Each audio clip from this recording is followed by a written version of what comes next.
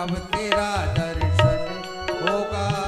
जिसकी रचना इतनी सुंदर वो कितना अच्छा होगा, वो कितना अच्छा होगा। महाराज बोलिए भागवत भगवान की जय। महाराज अपने पुत्रों के लिए बड़ा सुंदर उपदेश कर रहे हैं। कहते हैं यह मानव शरीर कष्ट प्रदायी है, विषय भोग करने के लिए नहीं मिला है। इससे तो असीम ब्रह्म सुख का अनुभव करना चाहिए। ये जो हमें नारायण ने शरीर दिया है ये केवल खाने और सोने के लिए नहीं है, इससे सत्कर्म भी किया जाता है।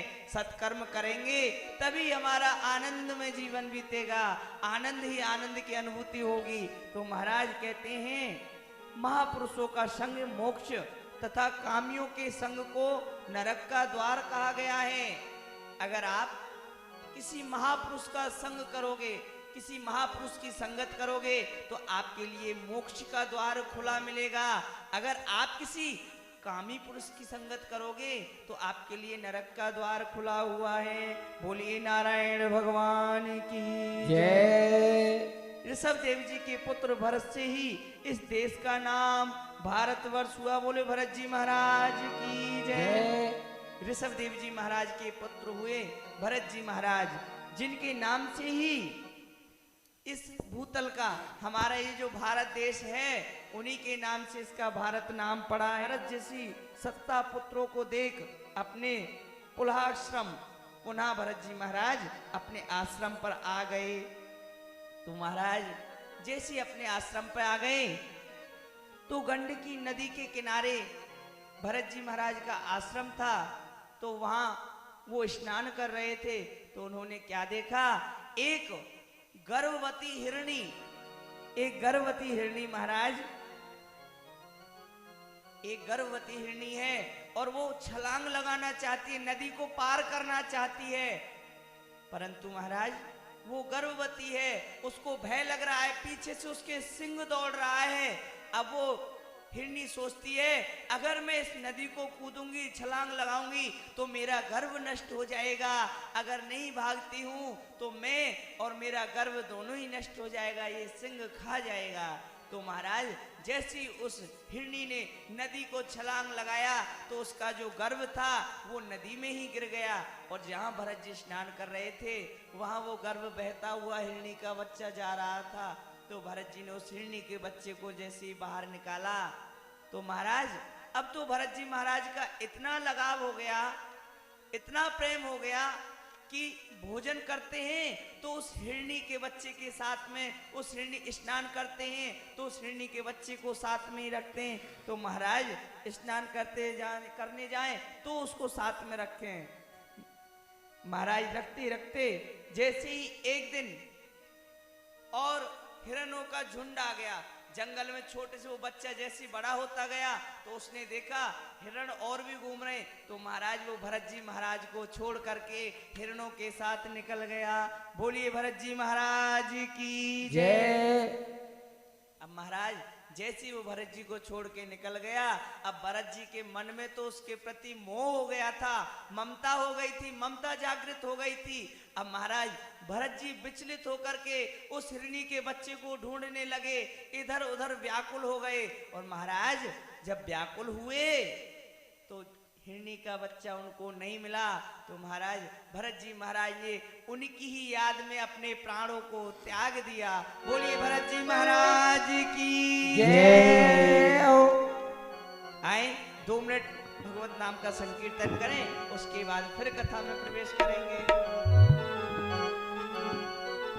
और राधे राधे गोविंद गोविंद गोविंद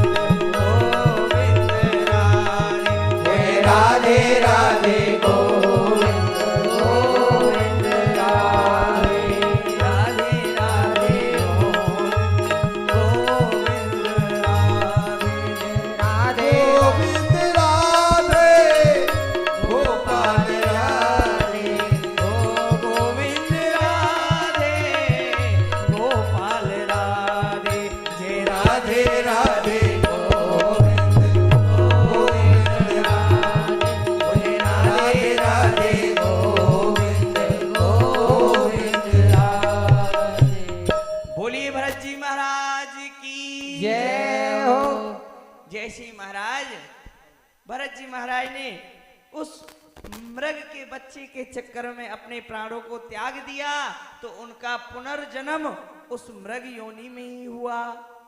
उनका दूसरा जन्म मृग की योनि में ही हुआ। तो महाराज जैसे पुनः उस योनि का कर्म फल भोगने के बाद अब मृग का जन्म मिला तो उसको परिपूर्ण करने के बाद में भरत जी का जन्म अंडवारा गोत्री ब्राह्मण के घर में हुआ। पिताजी पढ़ा पढ़ा कर हार गए तो नाम रख दिया जड़ भरत। बोलिए जड़ भरत जी महाराज की जय हो। एक जैसे जड़ भरत नाम रखा एक डाकू बलि चढ़ाने के लिए ले गए। अब भरत जी महाराज तो अपनी मस्ती में मस्त रहते थे। एक बार जंगल पिता ने घर से निकाल दिया और जंगल की ओर भेज दिया। कहा कि जाओ, तुमको तुम्हारे लिए यहाँ कोई स्थान नहीं है, मेरे महलों से निकल जाओ। जैसी महाराज ब्राह्मण देव ने भरत जी महाराज को घर से निकाल दिया तो भरत जी महाराज तो नारायण की भक्ति में ऐसे ही भ्रमण करते हुए जा रहे थे और वहीं पे कुछ डाकू रहते थे। उनका जो बलि का पात्र था वो भाग गया। उनको जब कोई नहीं दिखा तो देखा भरत जी महाराज थे अट्ठे कट्टे शरीर में कि क्यों नहीं आज इसी की बलि चढ़ा दी जाए। तो भरत जी वहां भ्रमण कर रहे थे, भरत जी को पकड़ के ले गए। अब भरत जी ने उनसे भी ये नहीं कहा कि भाई तुम कौन हो, मुझे कहां ले जा रहे हो। बड़े ही परमहंस जीव थे, जैसे वो डाकू ले जाने लगे ऐसे उनके साथ चले गए। तो महाराज जैसे उनके साथ गए तो उन डाकुओं ने जड़ भरत जी को उठा ले गए, बलि चढ़ाने की तैयारी की।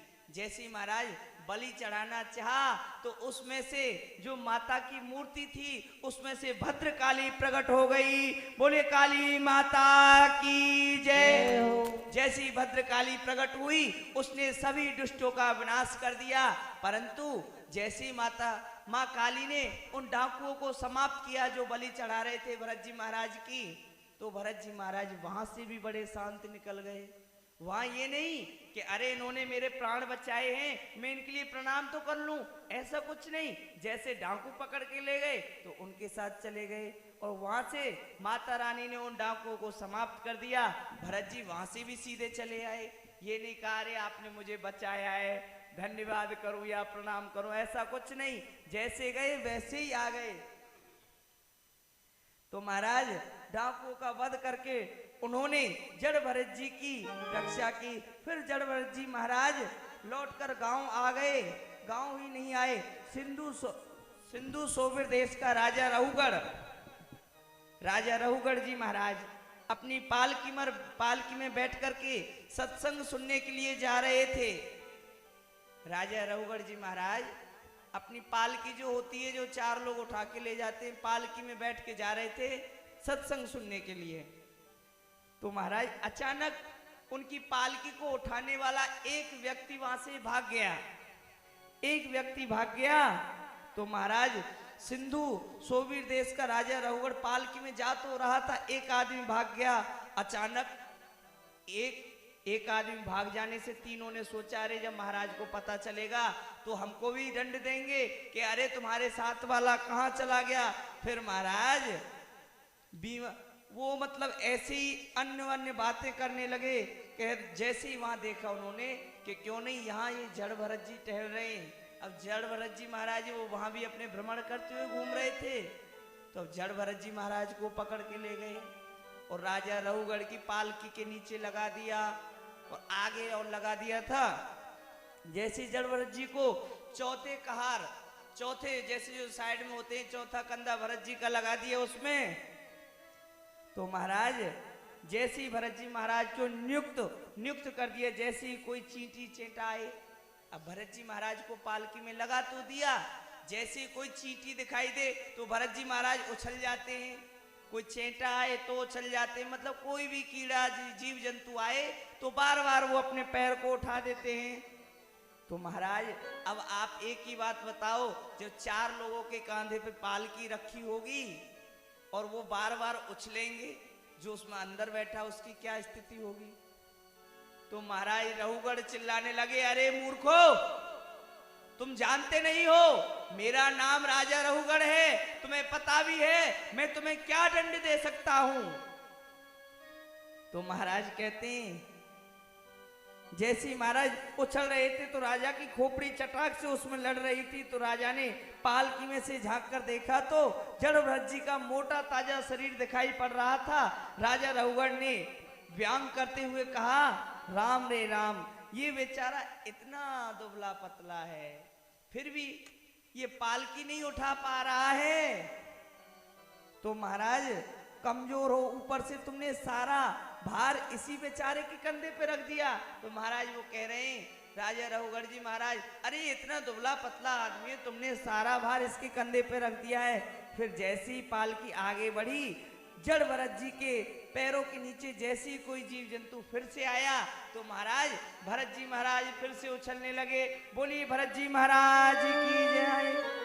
तो अब तो महाराज राजा रहुगढ़ को क्रोध आ गया। उसने कहा, अरे मूर्खो, वो दंड दूंगा तुमको जो कि यमराज भी कांप जाएगा, वो दंड दूंगा तुमको। तब महाराज जड़भरत जी कहते हैं, हे राजन, तुमने कहा मैं मोटा हूं, तो महाराज मैं मोटा नहीं हूं, ये शरीर है, आत्मा नहीं, ये शरीर ही तो मोटा है। शरीर क्या मोटा क्या दुबला पतला ये नहीं देखा जाता है महाराज। आप कहते हो दंड दूंगा मैं तुम्हें, महाराज आत्मा नहीं, तुम मेरे शरीर को दंड दे सकते हो, इस आत्मा को दंड नहीं दे सकता है कोई। अरे ये शरीर है, इसी को तो तुम दंड दोगे, परंतु महाराज मेरे शरीर को दंड दे सकते हो किंतु आत्मा को नहीं। राजा रहुगढ़ सोचने लगा, अरे महाराज आज तो ये बड़े ही दिव्य पुरुष हैं जो कि ऐसी बातें कर रहे हैं। तो महाराज कहते हैं, हे ब्राह्मणों का चिन्ह, यज्ञोपवित्र धारण करने वाले तुम कौन हो? तुम कौन हो महाराज? आप कृपा करके बताओ। तब महाराज कहते हैं, मैं इंद्र के वज्र से नहीं डरता हूँ, रुद्र के त्रिशूल से नहीं डरता हूँ, यमराज के दंड से भी नहीं डरता हूँ, किंतु डरता हूँ तो ब्राह्मण कुल के अपमान से डरता हूँ। बोलिए भक्त वत्सल भगवान की जय।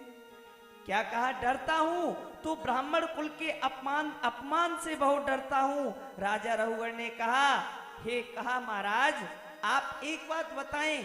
आपने कहा मुझे दंड नहीं देंगे आप?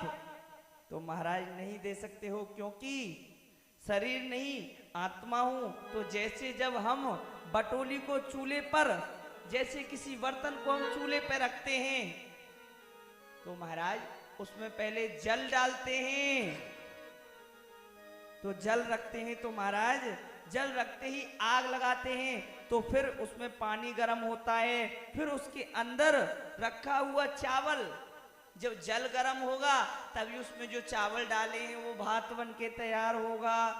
उसी प्रकार से जब इस शरीर को कष्ट होता है तब इंद्रियों को कष्ट होना चाहिए, और इंद्रियों को कष्ट होता है तब मन को कष्ट होना चाहिए। इसलिए और मन को कष्ट होता है तो महाराज इस आत्मा को कष्ट होता है।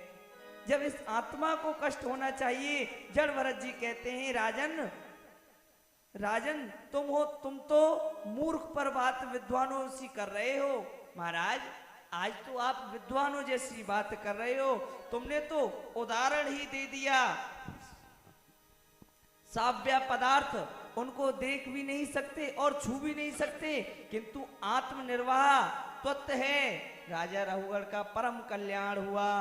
जैसे ही भरत जी महाराज ने उनको ज्ञान दिया तो राजा रहुगढ़ हाथ जोड़ के भरत जी महाराज के पैरों में पड़ गया, कहने लगे, हे महाराज आपने मेरी अंधकार से आंखें खोल दिया, आपने जो ज्ञान दिया है। तो महाराज परीक्षित जी कहते हैं, भूगोल और गोल, सुखदेव जी, भुवन ब्राह्मण विस्तार, अनेकों करोड़ों योजन दीप समुद्र पृथ्वी से अनेकों हजार योजन दूर दक्षिण में नरकों का वर्णन किया गया है कि कितने नरक हैं। परीक्षित जी भूगोल खगोल, सुखदेव जी कहते हैं भुवन ब्राह्मण विस्तार, अनेकों करोड़ों योजन समुद्र पृथ्वी से अनेकों हजार दूर पर दक्षिण नरकों का व्याख्यान किया गया है। तब महाराज कहते हैं, जो दूसरे के धन स्त्री का हरण तामिस्त्र वहां अंधेरे में पड़ा रहता है। जो दूसरे का धन हरण करता है, जो स्त्रियों का हरण करता है, उसके लिए अलग नरक है। वो अंधेरे में पड़ा रहता है, वो ना यहाँ का रहता है ना वहां का रहता है। और महाराज कहने लगे और नरकों का वर्णन करने लगे। जो जीव की हत्या करता है उसको महारौरव नरक की प्राप्ति होती है, वहीं पशु बदला लेते हैं। और महाराज जो माता पिता और वेद ब्राह्मण का विरोध करते हैं, जो किसी ब्राह्मण का विरोध करते हैं, ब्राह्मण का धन हरण करते हैं, अगर किसी ब्राह्मण का 1 रुपया भी खाते हैं तो महाराज उसके लिए कालसूत्र तांबे की भूमि में तपाया जाता है। उसको तांबे की भूमि बनी होती है, उसके नीचे आग जली होती है, तो महाराज उसको तांबे की भूमि में तपाया जाता है। जो निरपाद, जो निरअपराध, जो जैसे किसी की झूठी गवाही देता है, निरअपराध किसी को फंसा देता है, किसी झूठ का साथ देता है, तो महाराज उसके लिए सुकरमुख मतलब एक गन्ने के समान, जैसे गन्ने को कोलू में पेला जाता है, उसी प्रकार से महाराज उसको वही नरक प्राप्त होता है। उस इंसान को वहां यमद्वार जाकर के कोलू में पेला जाता है। बोलिए भक्त वत्सल भगवान की जय। और महाराज जो यज्ञ में पशु बलि, जो महाराज गायों की बलि देते हैं और जो नाना प्रकार के दुष्कर्म करते हैं, जो जीव जंतुओं को खाते हैं, मारते हैं, विषण, वहां यमदूत उन्हें यातना देकर तेल में, आग से खौलता हुआ तेल उस तेल में डाल दिए जाते हैं। उसको कहते हैं महाराज कुंभी पाक नरक। तो महाराज जो व्यक्ति जीव जंतुओं को मार के खाता है, मदरा पान करता है, मांस मछली खाता है, उसके लिए एक कुंभी पाक नरक है। वहां पे यम के द्वार में एक बड़ा सा तेल का कड़ा है। जैसे व्यक्ति जाता है तो उस व्यक्ति की आत्मा को उसमें डाल दिया जाता है। तब व्यक्ति चिल्ला के कहता है, हे महाराज क्षमा करो, मुझसे जो अपराध हुआ है वह अपराध मैं अब नहीं करूंगा। और जैसे महाराज कहते हैं कि अब नहीं करूंगा, तो भगवान ऊपर से उसको ढकेल देते हैं, इस संसार में आ जाता है गर्भ में प्राणी। और जब गर्भ में आ जाता है तो गर्भ में भी नाना प्रकार के कष्ट होते हैं। माँ जब ठंडा खाती है तो उसको ठंडा लगता है, गर्म खाती है तो उसको गर्म लगता है। तो महाराज वो गर्भ में से कहता है, नारायण आप मेरी रक्षा करो, इस दलदल से मुझे बाहर निकालो, ये कष्ट मुझसे सहा नहीं जा रहा है, आप इस दलदल से मुझे बाहर निकालोगे तो महाराज इस संसार में जाकर के मैं आपका बहुत नाम करूंगा, बहुत तप करूंगा, आपके नाम का प्रचार करूंगा, सनातन धर्म का झंडा लहराऊंगा। तो महाराज नारायण उस पर दया करके उसको गर्भ से बाहर निकालते हैं। तो वो यहाँ के कौन सी पढ़ाई पढ़ता है, डीओजी डॉग माने कुत्ता। महाराज जैसे ही संसार में आ जाता है तो उस वचन को भूल जाता है कि मैं नारायण से क्या वादा करके आया हूँ कि मैं तुम्हारा प्रचार करूंगा, तुम्हारे भक्तों का गुणगान करूंगा, तुम्हारा हरि कीर्तन करूंगा। तो महाराज उस गर्भ से बाहर आते ही वो सब भूल जाते हैं। अब फिर तो संसार में आ गए, कोई मामा बनेगा, कोई बुआ बनेगी, कोई चाचा बनेगा, सब रिश्तेदार बनने के लिए तैयार होते हैं। और इस संसार में जो आ गया नाना प्रकार के कष्टों में, जंजालों में घेर लिया जाता है। बोलो नारायण भगवान की जय। और मान मेरा कहना जय हो तो पछताएगा, और मिट्टी का खिलौना मिट्टी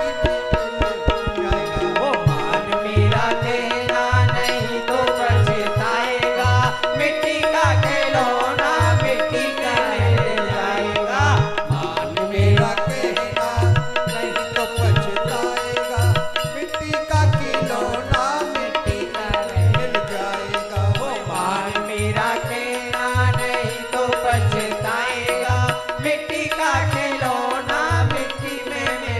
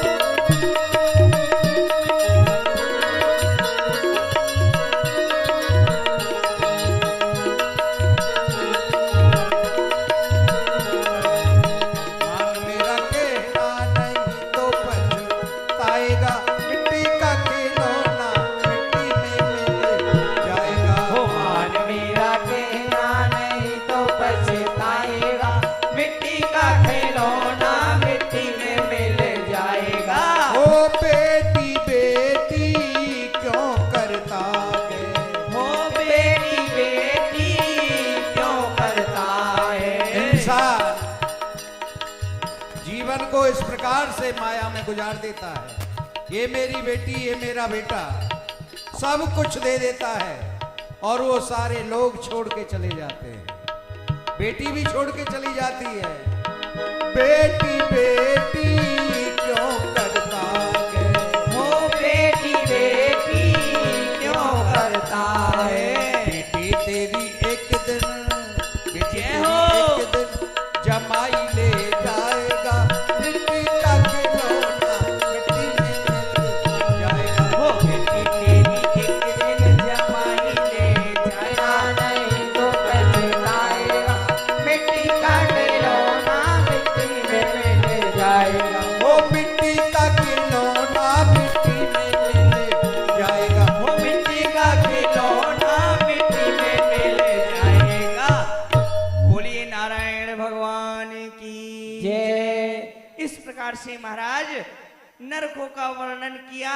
तब महाराज अजामिल उपाख्यान, महाराज नरकों का वर्णन सुनकर परीक्षित जी का भयभीत होना और सुखदेव जी के द्वारा नरक जाने का उपाय का कथन करना। तब महाराज कहते हैं, हे राजन, भगवान की भक्ति के द्वारा हम स्वयं अपने पापों को धो सकते हैं, परंतु नारायण की भक्ति तो हम ही को करनी पड़ेगी ना। अजामिल नामक एक ब्राह्मण था। एक बार एक वेश्या को इसने रति करते देखा तो इसकी बुद्धि दूषित हो गई। महाराज, पाप करने वाले से ज्यादा देखने वाला ज्यादा पाप का गामी होता है। महाराज, जो पाप कर रहा है वो तो कर ही रहा है, परंतु जो उसका सहयोग कर रहा है, जो उसको देख रहा है, वो उससे भी बड़ा पापी माना गया है। क्योंकि अरे वो रास्ते पे जा रहा है तो रास्ता भी तो बता तो तुम ही रहे हो ना, साथ तो उसका तुम ही दे रहे हो। तो इसी प्रकार से महाराज कहने लगे, रति करते देखा तो महाराज इसकी बुद्धि दूषित हो गई। यह उसी वेश्या के साथ रहने लगा। कल्याणतर में अनेकों पुत्र हुए और संतों ने, महाराज जैसी उसकी बुद्धि विपरीत होने लगी तो वेश्याओं का संग करने लगा। तो महाराज इसके यहाँ एक दिन संत लोग पधारे। संतों की मंडली जा रही थी तो गांव में किसी ने पूछा, हे महाराज, यहाँ कोई आश्रम है जो कि आज रात्रि में हम विश्राम कर सकें? तो महाराज हर गांव में ऐसे लोग होते हैं। तो गांव वालों ने उनसे, संतों से मजाक किया और कहा, हे महाराज, यहाँ एक बहुत बड़ा भक्त रहता है अजामिल। गांव वालों ने संत महाराज से मजाक कर लिया, कह दिया यहाँ एक बहुत बड़ा भक्त रहता है अजामिल। तो महाराज जैसे कहा अजामिल रहता है तो उन्होंने कहा ठीक है, हम अजामिल के ही पास जाते हैं। तो महाराज अजामिल के घर जैसे ही संत भगवान पहुंचे, उन्होंने जैसे दरवाजा खटखटाया और कहने लगे, श्री सीताराम हरि बोल। तो उनकी पत्नी निकल के आई। अजामिल की पत्नी और पुत्र थे, वो निकल के आए महाराज। अच्छा, अजामिल की जो पत्नी थी वो गर्भवती थी। अजामिल की पत्नी कहने लगी, हे नारायण, हे संत, आप यहाँ क्यों आए हो? किसने भेजा है? आप जानते नहीं हो मेरा पति बड़ा ही दुष्ट प्रकृति का है। वो आपको यहाँ देखेगा तो नाना प्रकार के भाषण करेगा, आपको ना जाने कैसे कैसे शब्द प्रयोग करेगा। इसलिए भगवान आप यहाँ से चले जाओ। तब संत भगवान कहते हैं, हे देवी, संतों का काम तो उद्धार करने का है। अरे गंदे कपड़े में साबुन कौन लगाता है? महाराज गंदे कपड़े को धुले तो अच्छा भी लगता है, अगर साफ कपड़े को धुले तो उसको धुलने में कोई आनंद थोड़ी आएगा। तो संत भगवान कहते हैं हम यहाँ पे आए हैं किस लिए? कि जन कल्याण के लिए। अरे तुम कहते हो मेरा पति बड़ा ही दुष्ट प्रकृति का है, तो महाराज हम भी घर से यात्रा में निकले हैं कि जन कल्याण करना है, हम उसी की तो बुद्धि को सुधारने के लिए आए हैं। तब महाराज अजामिल आया, रात्रि हो गई, रात्रि में संत वहीं ठहरने लगे। अजामिल आया, अजामिल ने जैसे ही देखा, हे संतो, किसने यहाँ बिठाया है तुमको और किसके कहने से आए हो यहाँ? तो महाराज एक बात बताएं, अजामिल अपनी पत्नी से डरता था। और महाराज एक और बताएं, डरना भी चाहिए, उसी में भलाई है। क्योंकि शाम को फिर भोजन के लिए व्यवस्था खराब हो जाएगी महाराज, अगर नहीं डरोगे तो इसलिए महाराज जैसे ही उन साधु संतों से कहने लग रहा था कि यहाँ क्यों आए हो, किसने बुलाया है, तो उसकी पत्नी आई और उसकी पत्नी ने जैसे ही देखा, अजामिल की पत्नी ने देखा ये साधु संतों से कुछ कह रहे हैं, तो उनकी पत्नी चिल्ला के पड़ी, क्या हो गया साधु संत, वैसे तो तुम्हारे घर कोई आता ही नहीं है, अगर हमारे ऊपर नारायण की कृपा हुई है, ये संत हमारे द्वार पे आए हैं, तो इनको भी तुम भगाना चाहते हो। तो महाराज अजामिल कहता है, नहीं देवी, मैं तो इनसे ये कह रहा हूं, हे संत महाराज, आप रात्रि में यहीं विश्राम करना और सुबह भोजन प्रसादी पा करके यहाँ से प्रस्थान करना। बोली नारायण भगवान की जय।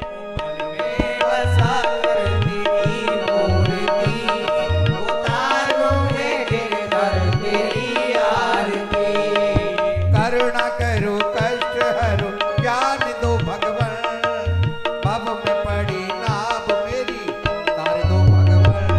हो करुणा करो कष्ट हरो ज्ञान दो भगवान, भव फंसी नाव मेरी तार दो भगवान।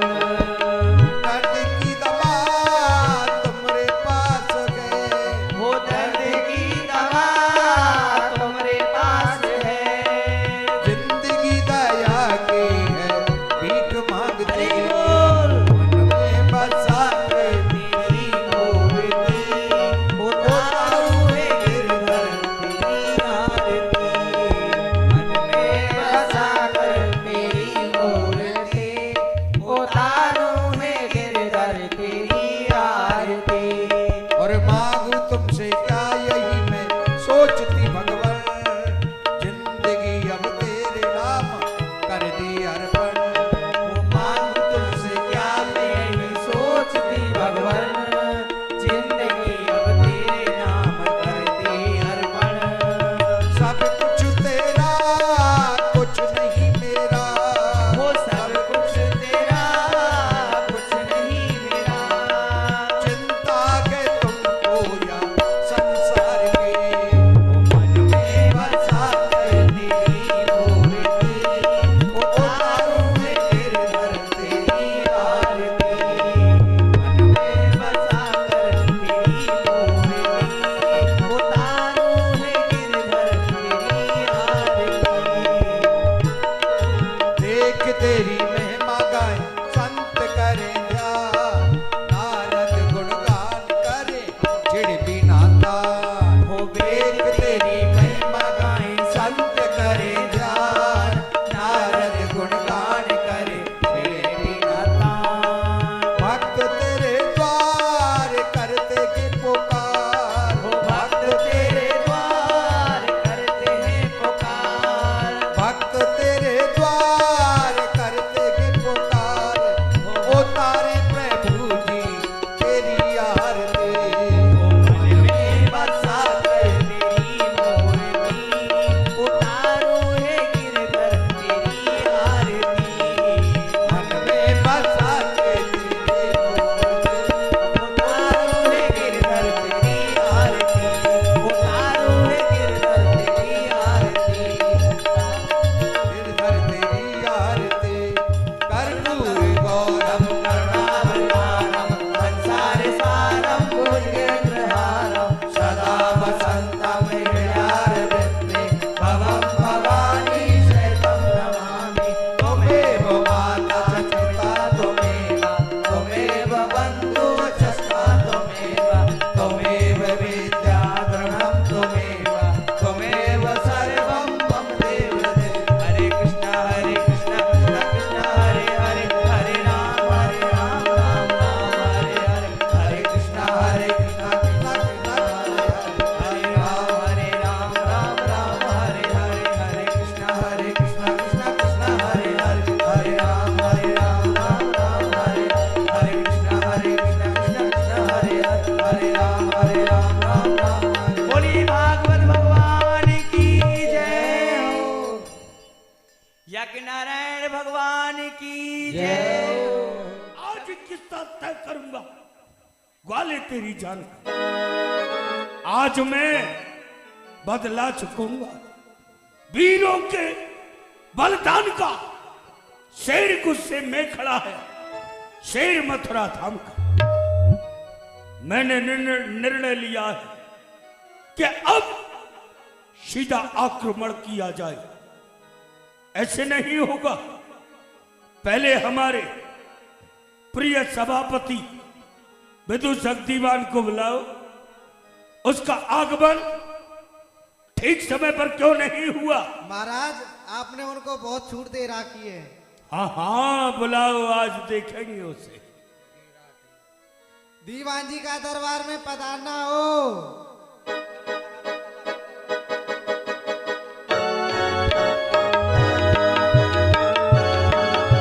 हमारी घड़ी में 9:09 बज रहे। 9 भी बजते हैं। और क्या? अच्छा। या 9:15 बज रहे हैं। हाँ हाँ, वही 9:15। 9:15 नहीं है, क्यों 9:15 नहीं?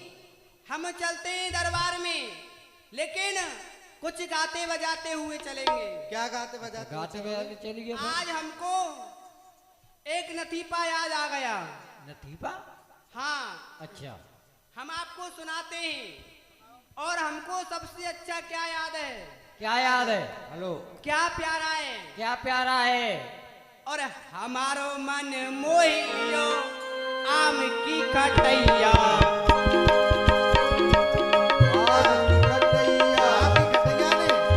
आम की खटैया, हमारो मन मोहियो आम की खटैया। सबसे पहले हम और हमसे पीछे बड़ा भैया। सबसे पहले हमें हुए और हमसे पीछे बड़े भैया। उनसे पीछे हुए पिताजी, उनसे पीछे मैया। हमारो मन मोहियो आम की खटैया। हमारो मन मोह लियो आम की खटैया। दीवान जी, कहिए। आप कह रहे हो कि अपने घर में सबसे पहले हम हुए। हाँ, सबसे पहले अरे हम- जब तुम्हारे माता पिता नहीं होते तो तुम कहाँ से आते थे? हम बताते हैं अभी। हाँ, सरकार से सबसे आए हुए। पहले घर में क्या होता है? क्या होता है? जब माताएं लोग गाय को धोती हैं तो क्या निकालती हैं? दूध। दूध। दूध तो हो गए हम। वाह। फिर माताएं उसको गर्म करके उसको जमा देती हैं। फिर उसका क्या बन जाता है? दही। दही। दही हो गए हमारे बड़े भाई साहब। अच्छा जी। और उनके बाद में माताएं उसे मथती हैं, चलाती हैं। उसमें से क्या निकलता है? मक्खन। मक्खन। अच्छा जी। मक्खन हो गए हमारे पिताश्री। ओहो, मक्खन लाल जी आपके पिताश्री हो गए। हाँ। वाह दीवान और जी। उसके बाद में उस मटके में क्या रह जाती है? छाछ। छाछ। छाछ हो गई हमारी माता जी। वाह। अरे ये तो सबसे पहले हम हुए और हमसे पीछे बड़ा भैया, उनसे पीछे हुए पिताजी। उनसे पीछे हुए पिताजी, उनसे पीछे मैया। हमारो मन मोह लियो आम की खटैया। हमारो मन मोह लियो आम की खटैया। हमारे साथ में आज सपने में बहुत बड़ा गजबजा हो गया। हे, ये गजबजा या गजब हो गया? हाँ, गजब हो गया। क्या गजब हुआ? गजब क्या हुआ? क्या हुआ? अरे सपने में हुआ ब्याह हमारा, मगन भये हम भैया। सपने में हुआ ब्याह हमारा, मगन हुए हम भैया। सपने में हुआ ब्याह हमारा, मगन हुए हम भैया। अरे आंख खुली जब देखने लागे,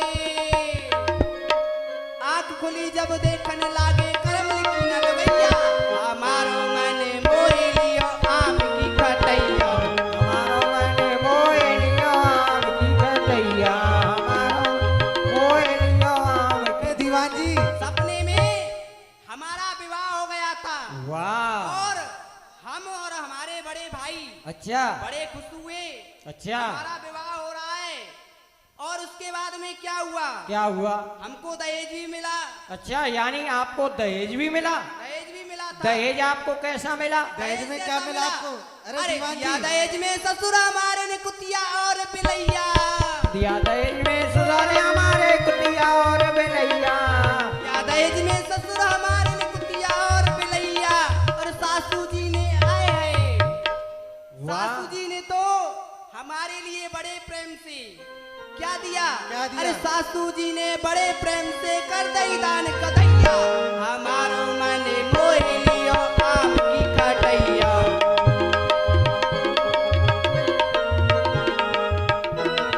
चलता हूँ मैं कदम कदम कदम कदम कदम।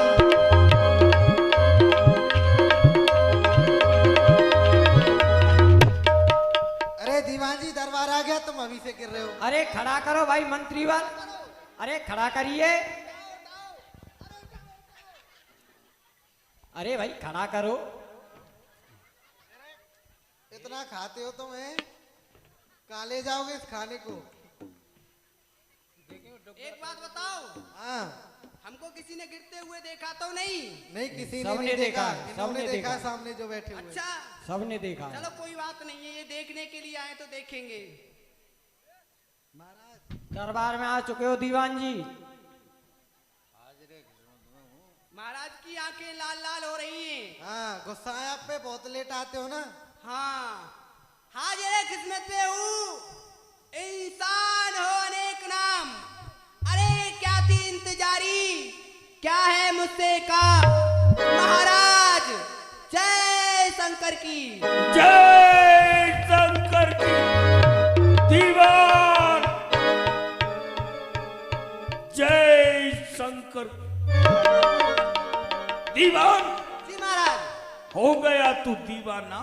जी खाता पीता सोता है, ये तुझे मालूम नहीं इस मथुरा में क्या होता है?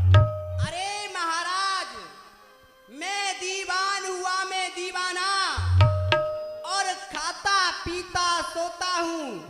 जब रात के 12 बजते हैं तो घरवाली के कपड़े धोता हूँ। वाह रे वाह दीवान। जी मथुरा सभा का सभापति अपनी मेहरारू के वस्त्र धोता है। जी महाराज। तेरे वचन प्रसन्न करते हैं मेरे मन को, क्यों नहीं। जैसे एक बूंद खिला देती है उजड़े हुए उपवन को। जी दीवान जी महाराज। आओ आसन ग्रहण करो। एक सेवक ने, बैठो मंत्री, संदेश सुनो। एक गुप्तचरों ने बतलाया है उस नंद क्या बतलाया है? गोप के बच्चे ने दंगा बहुत मचाया। जी दंगा क्या है? क्या दंगा मचाया है? माखन मिश्री दूध दही मथुरा आने से रोक दिया। और छोटे से ग्वाले ने इस शासन का मुख फेर दिया। जी और महाराज। भी कार्य करता है। महाराज। प्रातःकाल जब गोपिकाएं स्नान के लिए यमुना में जाती हैं, जी उससे पहले ही वहां पहुंच जाता है और उनके वस्त्रों को चुराकर कदम के पेड़ पर चढ़ जाता है और निलज्ज कहता है क्या कहता है? कि तुम जिस अवस्था में हो ऐसे ही बाहर आ जाओ, और उपदेश वेद के देता है। अपने को ब्रह्मा विष्णु महेश बताता है। कौन ब्रह्मा? मैं हूं ब्रह्मा, मैं हूं विष्णु, मैं ही महेश का आया। तीनों लोग 14 भवन में कंस बनकर समाया। जी महाराज। आज माइक बिल्कुल मर गया है।